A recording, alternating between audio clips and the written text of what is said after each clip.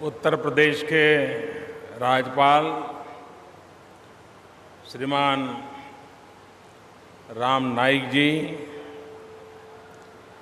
उत्तर प्रदेश के ऊर्जावान मुख्यमंत्री श्रीमान योगी आदित्यनाथ जी,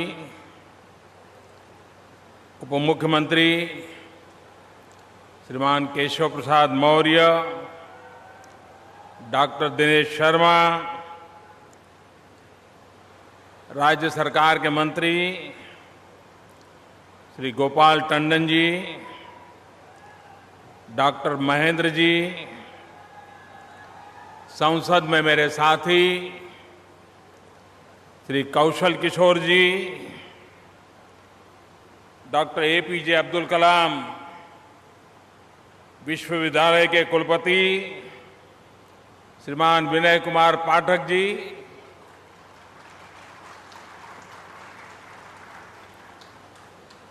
और नौजवान साथियों,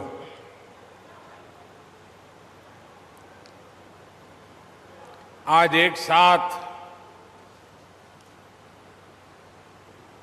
कई प्रकल्पों के लिए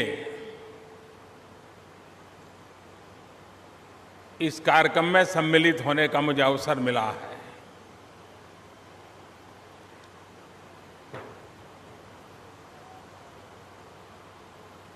उत्तर प्रदेश में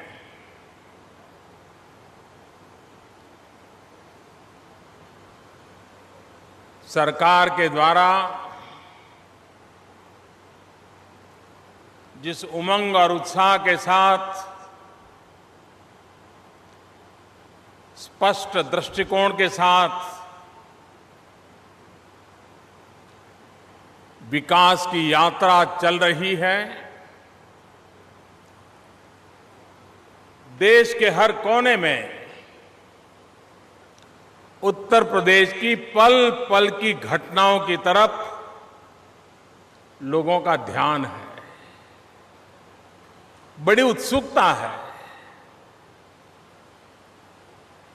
और योगी जी के नेतृत्व में एक के बाद एक जो कदम उठाए जा रहे हैं,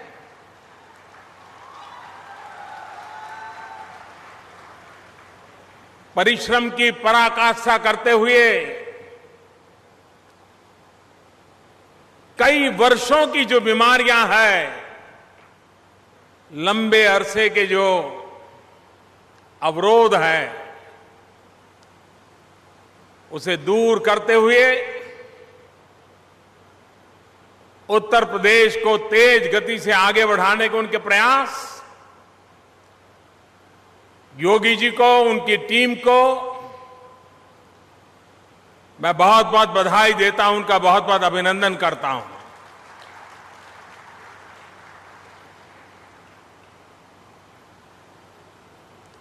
आज मुझे कुछ समय ड्रग रिसर्च इंस्टीट्यूट में बिताने का अवसर मिला।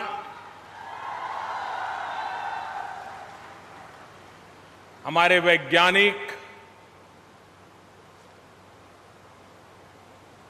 मानवता के लिए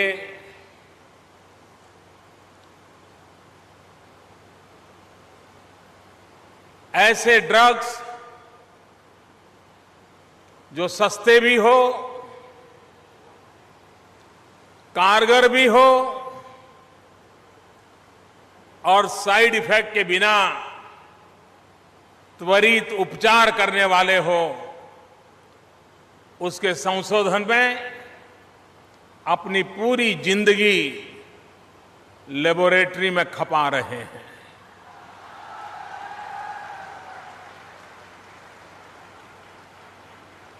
वैज्ञानिक एक प्रकार से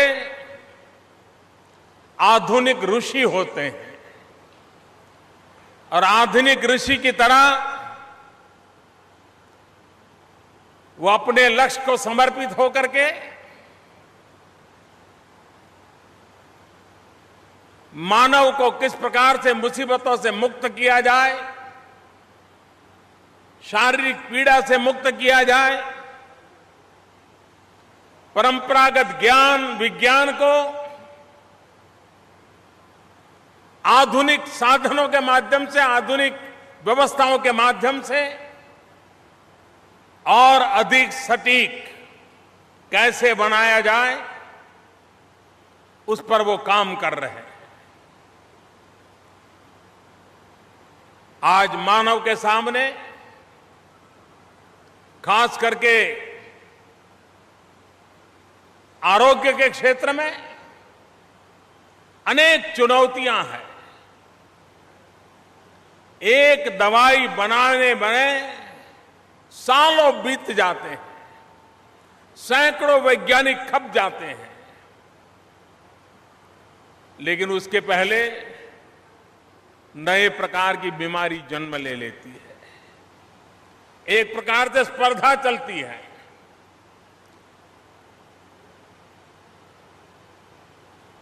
लेकिन विज्ञान की मदद से, इनोवेशन के सहारे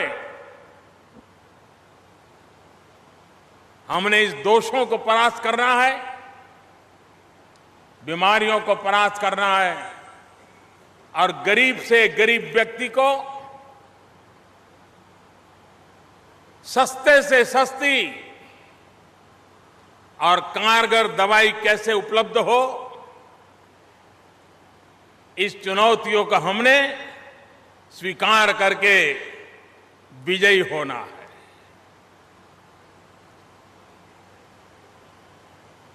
आज मुझे इस टेक्निकल यूनिवर्सिटी के भवन के निर्माण, लोकार्पण का भी अवसर मिला है। डॉक्टर एपीजे अब्दुल कलाम के साथ इसका नाम जुड़ा हुआ है।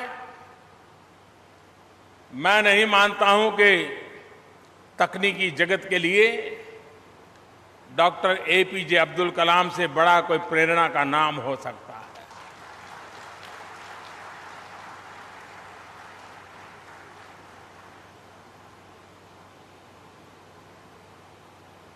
Science is universal, but technology must be local.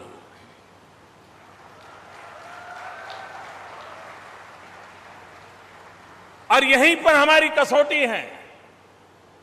विज्ञान के सिद्धांत प्रतिपादित हो चुके हैं,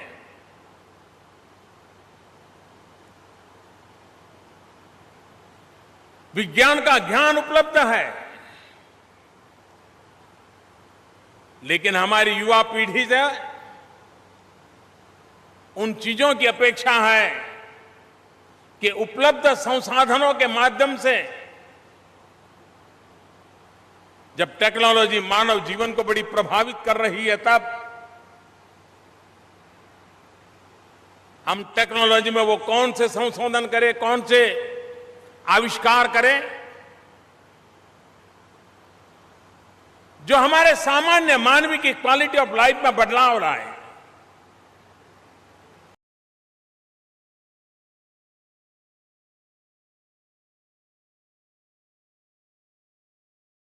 के पास 800 मिलियन नौजवानों की फौज है, 35 से कम उम्र के नौजवानों का ये देश है।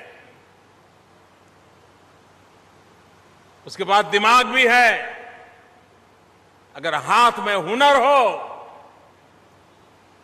विज्ञान का अधिष्ठान हो और टेक्नोलॉजी का आविष्कार हो, तो मेरा देश का नौजवान विश्व में अपना डंका बजाने का सामर्थ्य रखता है।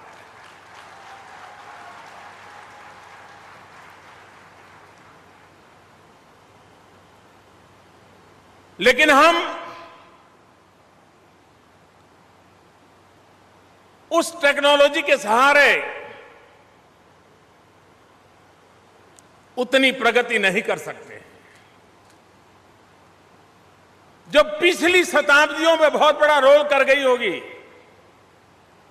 लेकिन आने वाली शताब्दी में शायद वो उपकारक न भी हो, और इसलिए टेक्नोलॉजी को समय से आगे चलना पड़ता है, उसे दूर का देखना पड़ता है। और भारत के नौजवानों में वो सामर्थ्य है उस सामर्थ्य को लेकर के हम टेक्नोलॉजी के क्षेत्र में नई ऊंचाइयों को कैसे पार करें। आज भी हमारा देश डिफेंस के लिए, सुरक्षा के लिए, हमारी फौज के लिए हर छोटी मोटी चीज विदेशों से हम लाते हैं।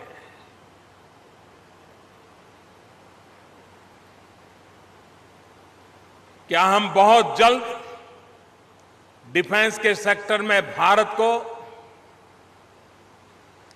आत्मनिर्भर नहीं बना सकते हैं?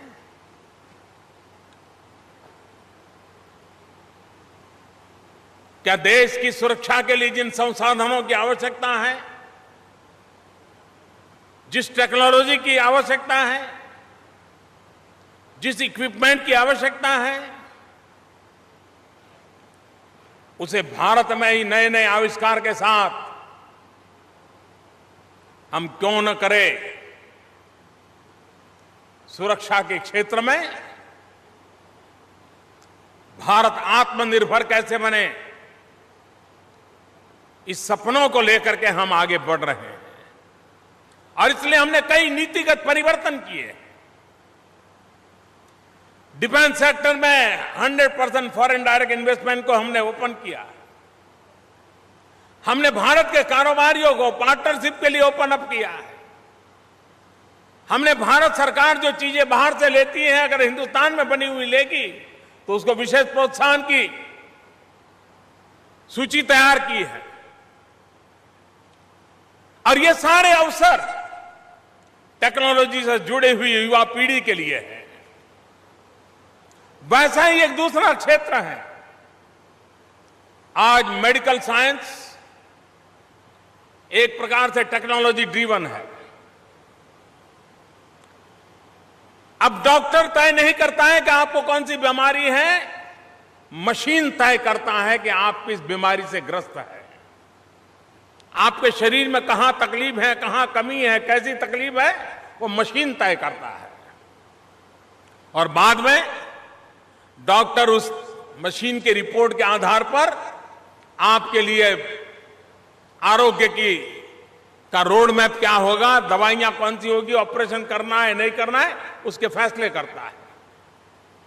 लेकिन ये मेडिकल इक्विपमेंट, उसका मैन्युफैक्चरिंग, भारत इतना बड़ा देश है, उसको इतनी बड़ी रिक्वायरमेंट है। हमारी टेक्निकल फील्ड के स्टूडेंट्स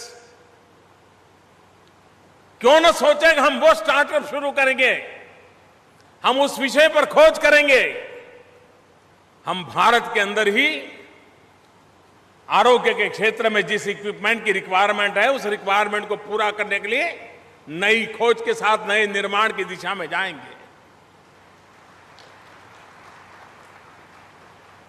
मेक इन इंडिया, ये पूरा कंसेप्ट हिंदुस्तान के टेक्नोलॉजी से जुड़े हुए हमारे नौजवानों को एक नया अवसर देने के लिए, startup India, stand up India, skill India, मुद्रा योजना, चाहे फाइनेंस की व्यवस्था करनी हो,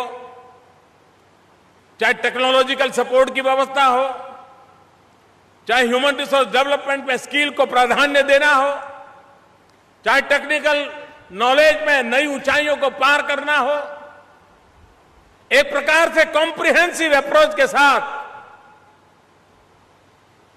देश के पास जो टेक्निकल ज्ञान है, जो टेक्निकल महारत है, जो हमारी यूनिवर्सिटी के पास होगी, हमारी नौजवान पीढ़ी के पास होगी, इन सबको संतुलित करते हुए, संकलित करते हुए देश को इस नई ऊंचाइयों पर ले जाना है। और इस देश ने दिखाया है, जब भी हिंदुस्तान के युवा लोगों को अवसर मिला है, उन्होंने चुनौतियों को पार भी किया है और नए सीमांकन भी प्रस्थापित किए हैं। मार्स पर जाने के लिए दुनिया के बड़े बड़े देशों ने प्रयास किया। पहले ट्रायल में दुनिया का कोई देश मार्स ऑर्बिट में नहीं जा सका था। हिंदुस्तान दुनिया का पहला देश था जो पहले ट्रायल में मार्स ऑर्बिट में पहुंचा था। और दुनिया को तब अचरज हो गया कि भारत के युवा वैज्ञानिकों ने ये मार्स की यात्रा इतनी सस्ते में की। लखनऊ में अगर आपको टैक्सी में जाना है, ऑटो रिक्शा में जाना है, तो 1 किलोमीटर का 10 रुपया तो लगता ही होगा। हम मार्स पर पहुंचे, 1 किलोमीटर का सिर्फ 7 रुपये का खर्चा किया। और हमारा मार्स पर जाने का जो टोटल बजट था, वो हॉलीवुड की फिल्म का जो खर्चा होता है, उससे कम खर्चे में हमारे देश के वैज्ञानिक मार्स पर पहुंच सके। ये सामर्थ्य है हमारी युवा पीढ़ी में, ये सामर्थ्य है हमारे देश के टैलेंटेड नौजवानों में, टेक्नीशियनों में, वैज्ञानिकों में। पिछले दिनों जब भारत ने एक साथ 104 सैटेलाइट छोड़े, दुनिया के लिए आश्चर्य था कि एक साथ 104 सैटेलाइट छोड़ने की ताकत इस देश के वैज्ञानिकों में है। इस सामर्थ्य को लेकर के आगे बढ़ना है। और उस अर्थ में आज ये टेक्निकल यूनिवर्सिटी और उससे साथ जुड़े हुए सारे संलग्न कॉलेजेस, उसको कैसे आगे बढ़ाएं। मैं जानता हूं उत्तर प्रदेश में शिक्षा के क्षेत्र में काम करना कितना कठिन है।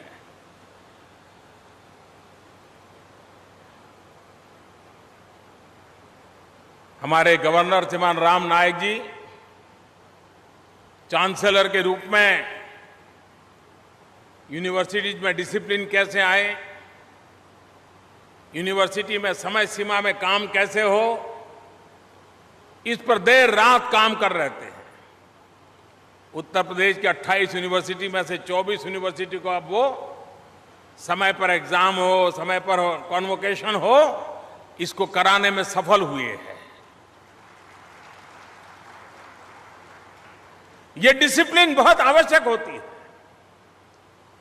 लेकिन राम नाईक जी बहुत ही फोकस काम करने के आदी हैं। जिस चीज को हाथ में लेते हैं उसको पूरा करके रहते हैं। और इसलिए उत्तर प्रदेश की यूनिवर्सिटीज में रूल्स एंड रेगुलेशंस, नियम, परंपराएं, डिसिप्लिन, विद्यार्थियों के समय की बर्बादी न हो, उस पर बड़ी बारीकी से नजर रखते हुए उसको आगे बढ़ाने का प्रयास कर रहे हैं। और अब योगी जी की सरकार आ गई है तो उनको और सुविधा हो गई है, काम को और सरलता से बढ़ा रहे हैं। आज मेरे लिए खुशी की बात है कि प्रधानमंत्री आवास योजना के लिए कुछ परिवारों को उस आवास के निमित्त उनकी पसंदगी के संबंध में एक प्रमाण पत्र दिया गया। 2022 में भारत आजादी के 75 साल मनाएगा। आजादी के दीवानों ने सपने देखे थे, तब वो फांसी के तख्त पर चढ़े थे। जवानी जलों में खपा दी थी। एक सुखी समृद्ध हिंदुस्तान देखना चाहते थे, आजाद हिंदुस्तान देखना चाहते थे। उन्होंने अपना सर्वस्व न्योछावर किया था। 2022 में आजादी के